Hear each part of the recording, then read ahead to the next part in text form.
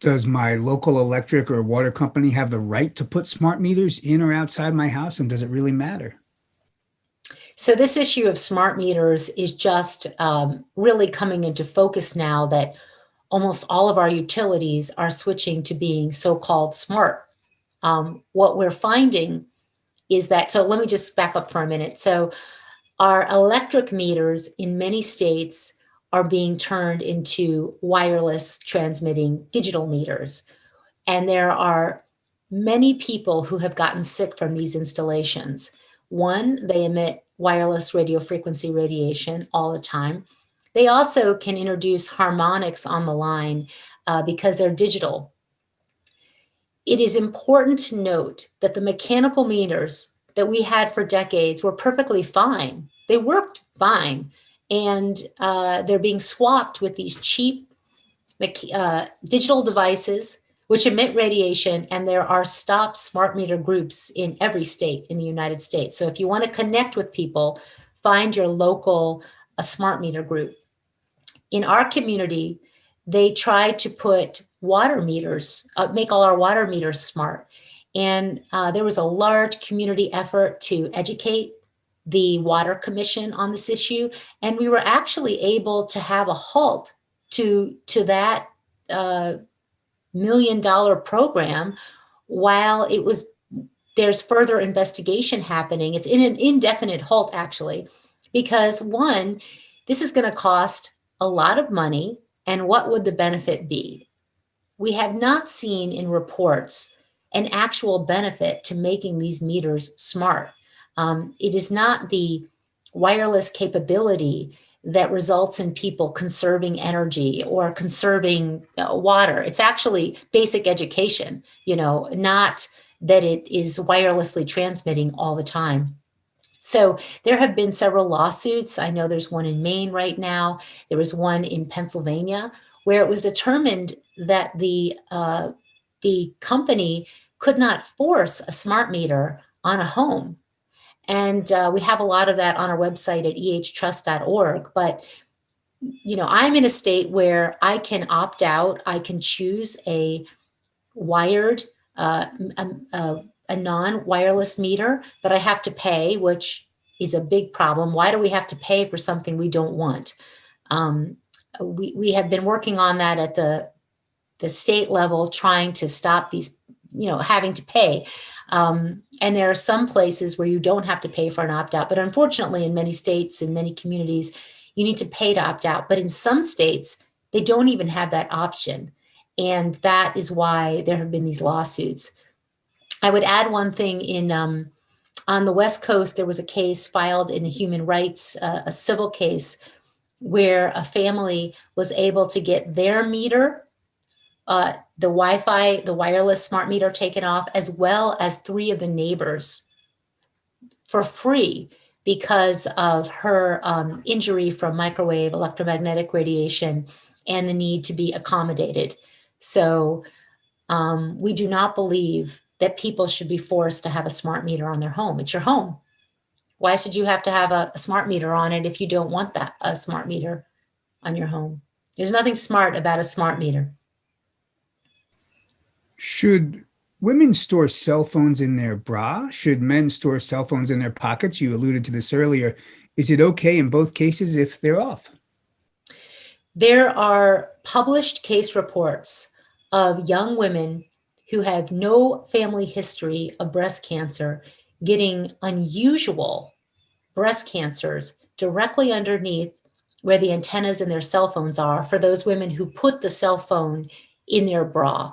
So there's a woman at 21 who would put the cell phone in her bra when she went running and just when she went out, and developing these unusual tumors.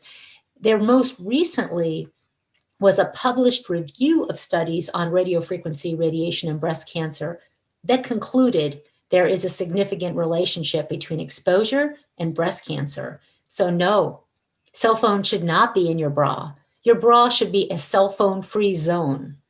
The breast tissue is a unique tissue, and we are very concerned about young women who do that. Not only that, but women will often take the phone and text with the end of the phone right against their breasts, unaware that that is putting high levels of exposure to their breast. So we believe it's urgent. And breast cancer surgeons are recommending don't put the cell phone to your bra.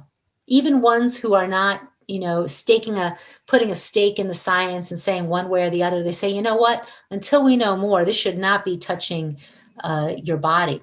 Not only that, but phones are not tested in body contact positions. How could I have forgotten to mention this very important piece? They are tested at a distance from the body. Phones have multiple antennas. You might have like 1, 2, or 3 at the top, a few at the bottom. Some, the entire rim is an antenna. Some will have antennas on the side, and they are not tested like this.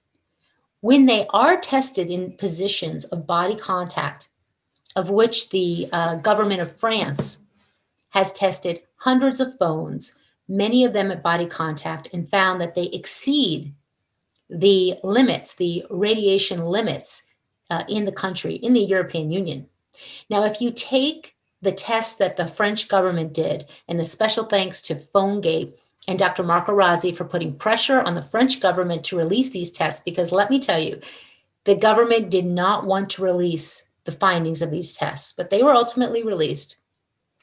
When you take those numbers, the wireless absorption rate measurements, which were taken on the cell phone radiation, and you look at how the United States government measures cell phone radiation, Dr. Om Gandhi published a study showing that the limits can be exceeded up to 11 times, that those cell phones tested in France could exceed US government limits by 11 times. So, and US government limits are not protective.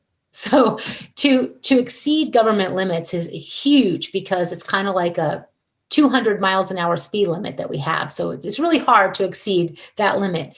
But phones at body contact exceed US limits when tested at high power, as they do in compliance tests.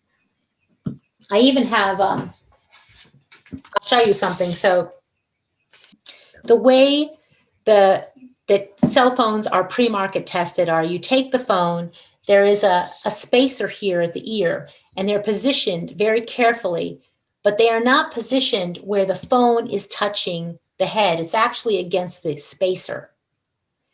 The head that they use is a plastic head filled with a sugar liquid.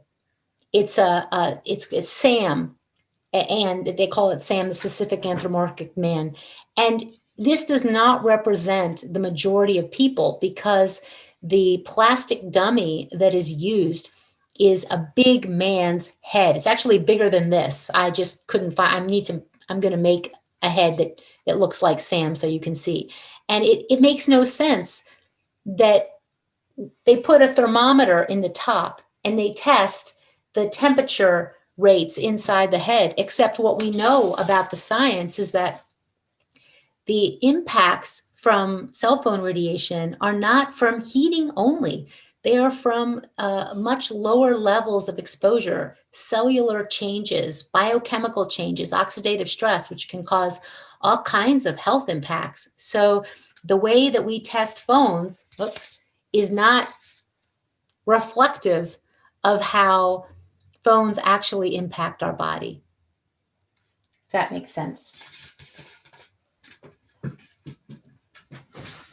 And in the manual, I have the manual. I actually, when you get a phone, in the manual of the phones, they say, go to this little, some of them have it say, actually, the phone is tested at 5 millimeters or 10 millimeters from the body. Sometimes you have to go online. Apple has an online information about the radio frequency radiation, and they have a certain distance that the phone is tested for compliance for cell phone radiation. And most people don't follow that distance, and most people don't read their manuals. So Don't keep the phone in body contact positions. Don't sit on your phone. I was hanging out with my cousin and he took the phone and he was on a chair without a table and he literally put it right in between his legs, sitting on it as a place to keep it because I guess he didn't have a pocket. And I was like, "Oh my goodness, are people no, that's right. That's right in your special parts. Don't do that." But until we have policy change, it's very hard to communicate to teenagers this issue. So that's why we're working overtime.